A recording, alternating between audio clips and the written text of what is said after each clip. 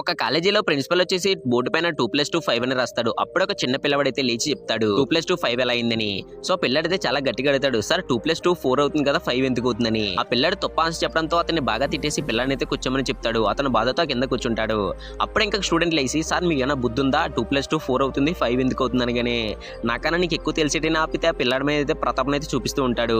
ఆ పిల్లాడైతే ఇంకా బాధతో అయితే కింద కూర్చుంటాడు. సో అందరికి కూడా 2 వేలతో చూపిస్తూ ఉంటాడు 2+2 4 అని.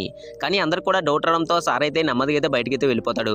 అప్పుడే వేరే క్లాస్ టీచర్ని తీసుకురావడంతో సో వాళ్ళు కూడా ఈ విధంగా చెప్తారు. ఆ స్టూడెంట్స్ వచ్చేసి చాలా తెలియని వాళ్ళు. సో అందరికన్నా వాళ్ళే టాపర్స్. 2+2 5 అని చెప్తారు. అది ఎలాగో ఒక స్టూడెంట్ వచ్చి రాయమని చెప్తాడు 2+2 5 అని. అప్పుడు ఆ చిన్న పిల్లవాడు 2+2 4 అని రాస్తాడు. అక్కడ ఉండే కొంతమంది వ్యక్తులు అందులో ఉండే ఒక వ్యక్తిని అయితే గన్తో షూట్ చేసి చంపేస్తారు. దాంతో పిల్లాడు అక్కడే చనిపోతారు. సో అందరు స్టూడెంట్స్ కి ఆ విధంగానే చెప్తారు 2+2 5 అని రాస్తారు. కానీ ఒక పిల్లాడు అప్పుడే ఎగ్జామ్స్ అయితే కండక్ట్ చేస్తూ ఉంటారు. కానీ ఎగ్జామ్ లో అందరు కూడా 2+2 5 అని రాయకుండా 4 అని రాస్తాడు. దాంతో అతను కాలేజీ టాపర్ అయితే